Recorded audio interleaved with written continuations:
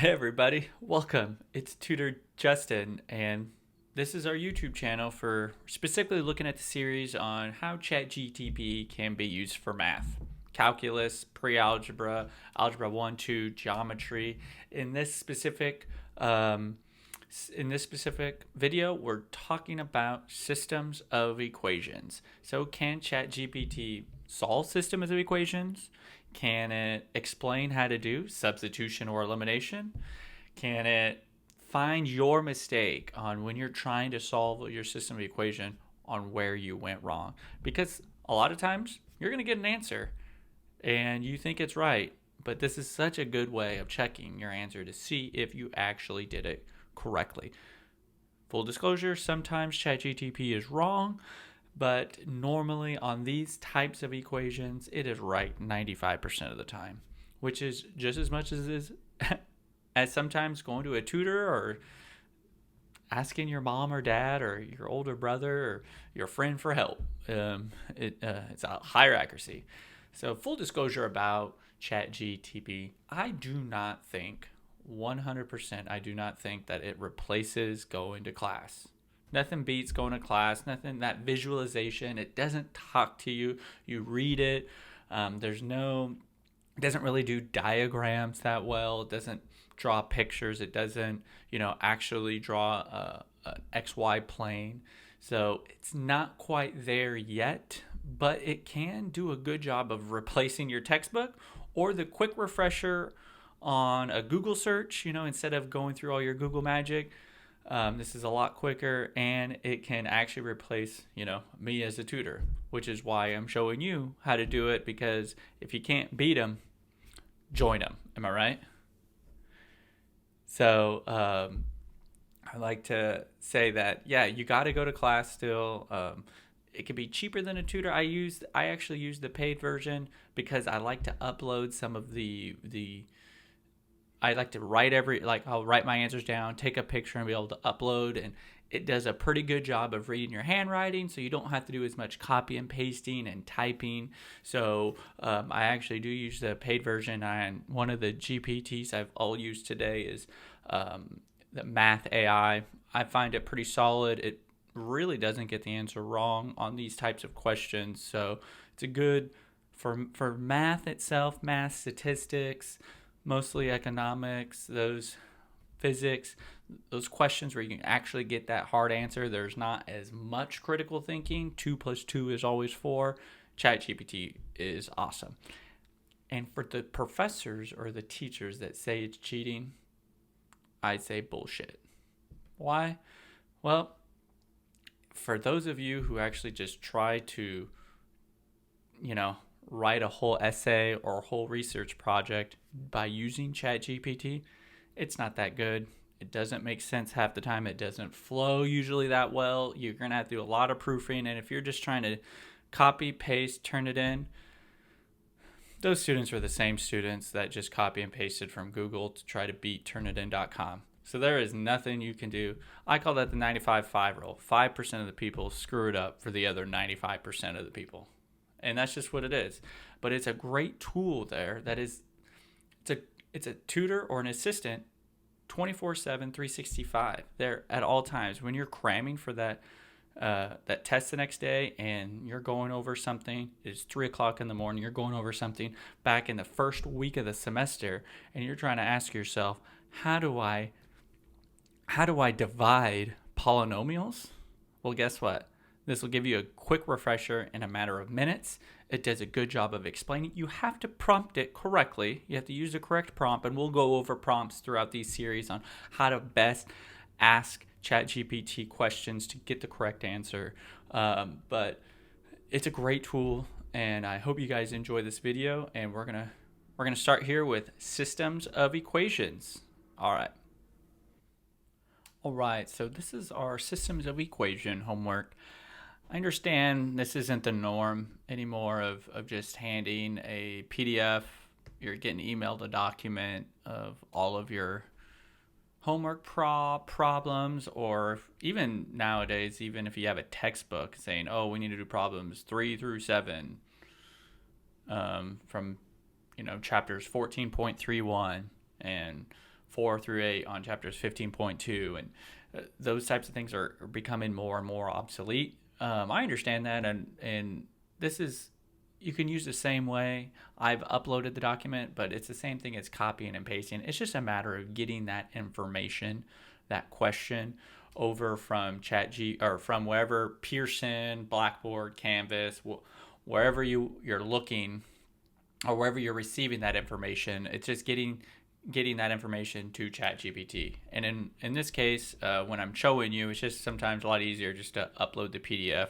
I have 3 questions here on systems of equation. I would pause the video here, and if you want to follow along with me and do it as I do it, then go ahead, pause it, copy the questions down, and we have 3 problems here, 2 systems of equations where they're just giving you the functions, and then the last application, talking about a manufacturing company, is we're going to have to actually create the equations and then solve both of the variables. So I uploaded these to ChatGPT already, and I said I'm working on the uploaded problem set. And it says, it looks like you've uploaded a problem set titled Systems, Matrices, and Functions with 3 problems to solve. Let's tackle each problem step by step. Would you like to start with problems 1, 2, or 3? All right, so problem 1, as you can see, is 2x plus 3 minus 2x plus 3y equals 5, and 4x minus 9 equals negative 7. Most people, 95% of the people, want to solve this by substitution. And that's okay. Sometimes it's not the best, but my thing is whatever works for you works. I'm going to actually ask, can we please start with number 1? What are the 2 ways to solve the system of equations? So I want to see, I always say please and thank you. I've watched way too many movies. Just say, hey, I want to be a dick to the AI, because if they take over, they need to know I was nice. I recommend everybody to do that, and also do it to other people too. You don't have to be mean. So everyone can be nice. A little bit more please and thank you. And I wanted to see is, can ChatGPT explain how to solve systems of equations? And again, system equations, sometimes you're going to get them just 2 equations like this. Sometimes when you're doing derivative and it's with 2 variables, it's a partial derivative, and you're trying to find the maximum or minimum, and you're given 2 equations, 2 unknowns, you're still going to have to do systems of equations. So even if it's just in Algebra 1, even if it's in, just college math, calculus, you're going to use system of equations throughout all of your math career. And boom, this gives a great explanation on what substitution and elimination method is.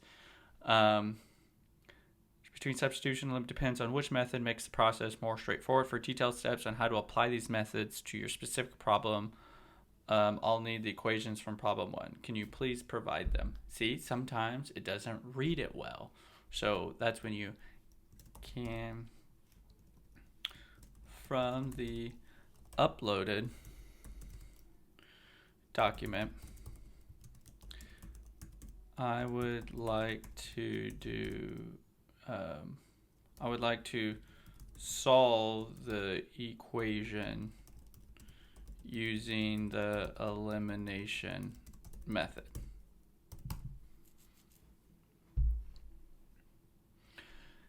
So these 3 problems, I like to show how ChatGPT can explain how to solve them. Then, second one, I've solved part of it, so I'm going to take a picture of it and upload it. I wasn't able to retrieve the specific systems of equations from problem 1 in your upload document directly. Can you please provide the equations so I can guide you through solving them? Okay, well, let's see if I re-upload. Yeah, sometimes it's weird. So I re-upload it. Here is the uploaded document.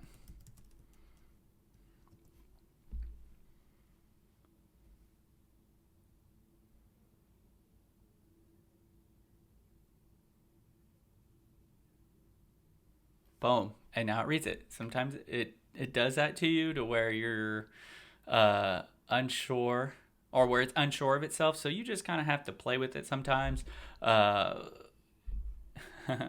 You just kind of, sometimes it's unsure.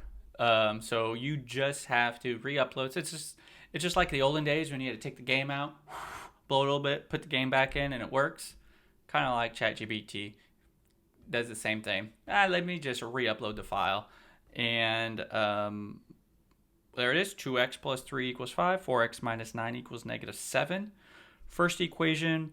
So first we manipulate the equation so that the coefficient of the one variables are the same or additive inverse. Let's equalize the coefficients of x by multiplying the first equation by 2. Which is great. You multiply the first equation by 2. I would probably multiply it by negative 2. So when you add up negative 4x and 4x, that'll equal 0. But he's probably going to subtract them, which that's what he does in the second step. Hey, subtract these.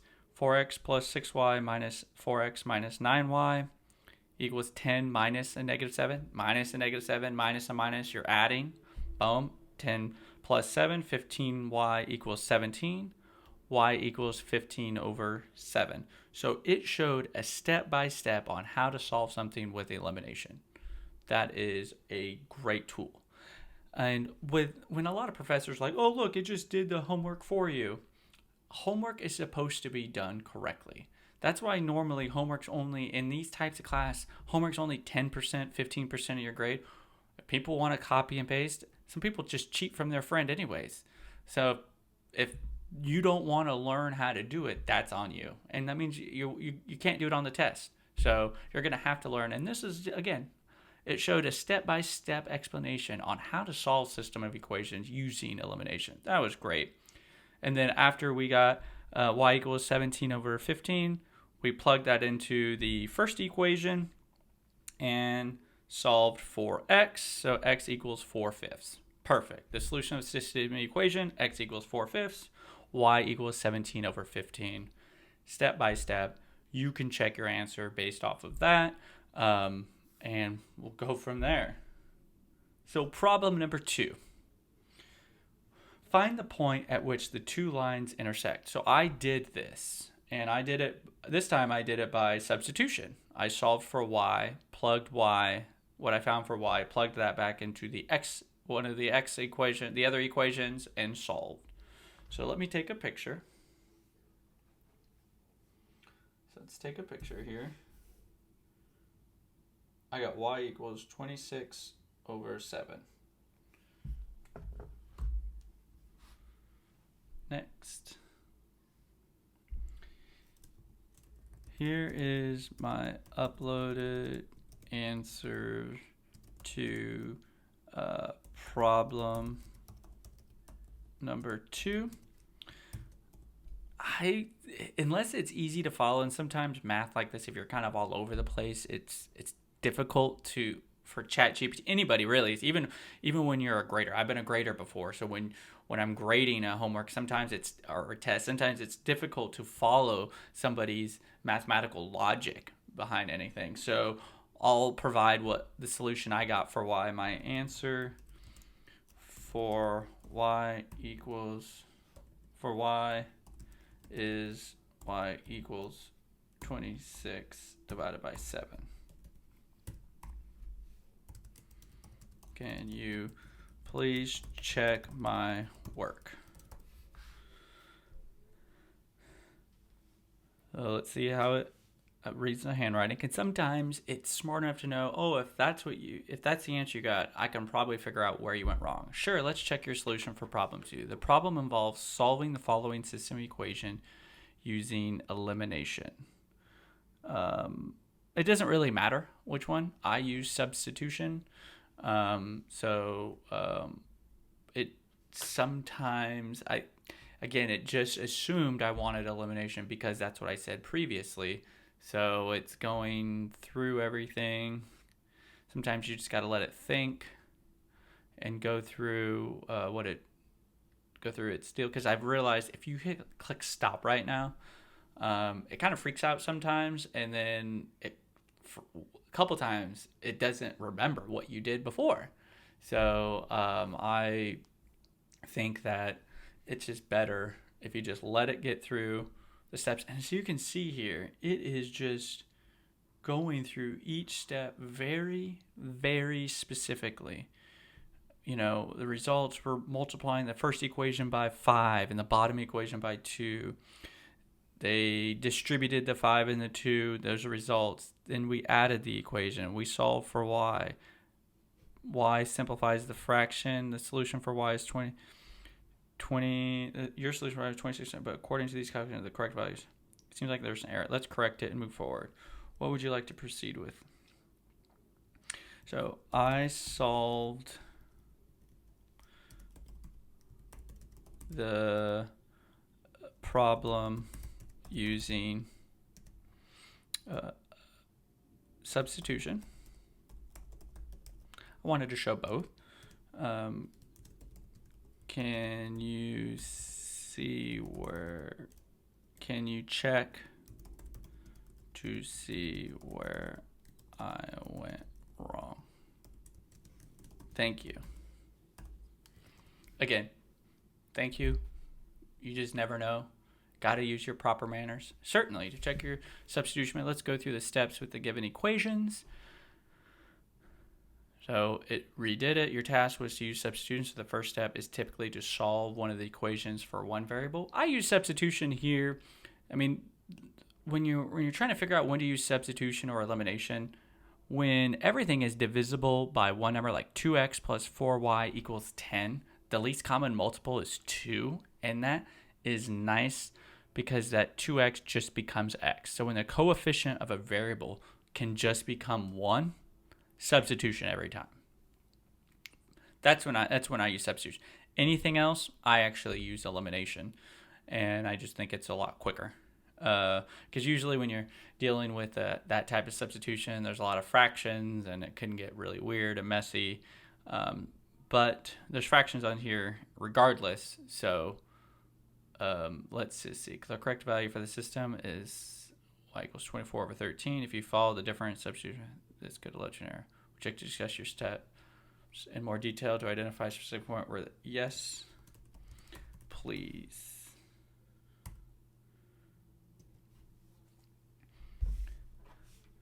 So let's see if it should be checking my steps. And again, we didn't ask it. We asked, what do we ask? I solved the problem using substitution. Can you check to see where I went wrong? Thank you. So it did the steps. So we probably have to be specific as I don't need the steps to solve. Unless you need the steps. Of course, obviously, if you need the steps, ask for it. But if you don't need the steps and you just want to solve, boom, go ahead and ask for it. Don't ask for it. Just be direct and say, hey, can you just check my answers? I do not need the steps. I just want to see where I went wrong. You should have started with either of the two equations solved for one variable. Looks like you might have chosen to solve for x or y in one of these equations. Yes, we solved for x first. I did not read the handwriting correctly. Starting with 2x, y equals, that is not what we did. So sometimes when you upload it, doesn't read it correctly and it just guesses. So that can be difficult. So when that is the case, and again, it's not just going to be perfect. Like I said, this is the few times the answer is right, but checking the work can be difficult sometimes. So it's one thing I don't really like about it. And hey, it is what it is. It's hopefully get better every time. So when it gets done, then you can go back and say, hey, I actually solved for x first, and then it'll show you the steps by doing that. It'll show you the steps on how, if you solved for x first, what the answer is for y and how you can substitute and do pretty much the opposite here of what was given, because this one we solved for y first. And then you can just check your answers. Boom, you're good to go. But as you can see, every time it still got y equals 24 divided by 13 and x equals 17 over 13, which is the correct answer. So that's awesome. It's awesome. Now we're going to go over the third problem, application portion. So a manufacturing company produces smartphones and tablets. The profit from selling a smartphone is $25 and from a tablet is $45. The company aims to achieve a total profit of 3,125 per day. Due to production constraints, the company can produce a maximum of 85 devices each day. Determine how many smartphones and tablets the company should produce daily to meet its goal without exceeding its capacity. Okay. So, let's perfect. Thank you. Now let's move to question 3. So the hard part about applications like this is how do you start it? So how do you start question 3? They can give you the answers. Sometimes we know how to solve for how do you get the equations? Because once you get the equations, boom, you can easily solve it by substitution or elimination, what we talked about. By this time, you're a champ at solving equations. The hard part here is trying to decipher what the equation is. Define the variables. I always do that too. What are the variables of interest? And here we're going to have smartphones and tablets. I do the same thing. I always represent one of them by X and one of them by Y. Why is that? Because my T's, if I use T's for tablet, look like plus signs. I don't have the best handwriting. And S's look like 5s, right? So I don't like that at all. I always try to represent X and Y. Makes it a lot easier. You just write on the beginning of your page, hey, X equals smartphones and Y equals tablets. Translate the word problem into equations. The profit for each smartphone is 25 and for each tablet is 45. The total profit must be 31.25. The maximum production capacity is 85 devices per day, which gives us 2 equations. Profit, obviously, profit and production. Solve the systems of equations, interpret the solution, verify the solution. Okay. Can you go over how to find step 2 in more detail? Again, that's normally, as I find with students, I've been tutoring for 12 years. I paid my way through undergrad and grad school because of tutoring, and finding the equations are always the most difficult part. As you can see now, we can solve them based off of the other ones. Once we get 2 equations, we can solve for 2 unknowns. Elimination, substitution, easy speasy. Now it's just it just gave us the equations, which I don't really find very helpful. Absolutely. Let's dive deeper into step 2, where we translate the word problem into equations. In problem 3, we're given the following information. Good. We defined it. Profit equation. Profit. We're not given costs, so in this case, profit is always going to be 25.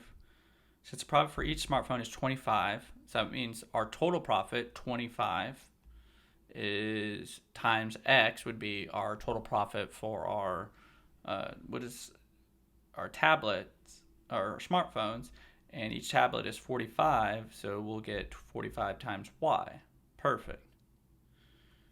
And that equals 325. That's kind of how you read it. There really is no better explanation when you just got to know. You're going to get profit, you might get cost, you might get production capacity, by minutes, or grams and calories if you're trying to do daily caloric intake. There's different ways that you can do the representation, and the production constraint always there, X plus Y. That's what it says here, can produce max. That means no matter X, if X is the number of smartphones you produce and Y is the number of tablets, then X plus Y has to equal 85. Boom. And now you can go through and solve the system equations. That is awesome. And now the best part. So we've gone through all of these. We've gone through how to solve system equations and how to find applications for different using system equation with ChatGPT. And this is the coolest part, is once you kind of figured all of this out and you go through the book, you need practice, because there's only so many practice problems, right? It's the hardest part. Well, you can ask. Thank you. Can you please provide me with 5 similar questions to practice. I recommend keeping each chat as each homework, because then you can kind of keep everything when you go to reference your homework, you don't have to scroll up a lot. You're like, okay, yeah, this was the homework we talked about with ChatGPT. You don't have to go through, because you can see how the more questions you ask, the more messy it can get. Sometimes it's hard to follow. So that's why I always try to keep each chat with each homework. It'll save you in the long run. Don't try to do all the homeworks in one. No. So certainly here are 5 practice problems. I just did that. Thank you. Can you remember similar questions to practice? So one thing that it did, that was just the application, because that was the last thing we talked about. Watch the difference. Here, well, it's doing practice problem 5, and then you can go ahead and ask for a step-by-step solution to solving them. And again, this is the beauty of it.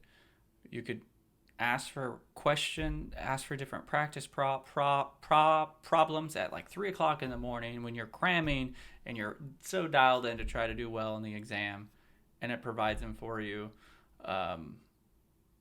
And that's just, it's beautiful. So now, since it only did it based off the application, you have to prompt it correctly.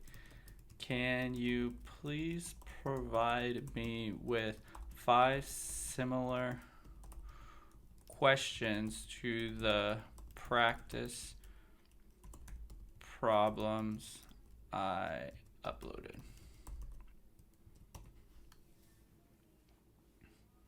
And then it should, after that, do all right, some of them will be application based, some of them will just be equations.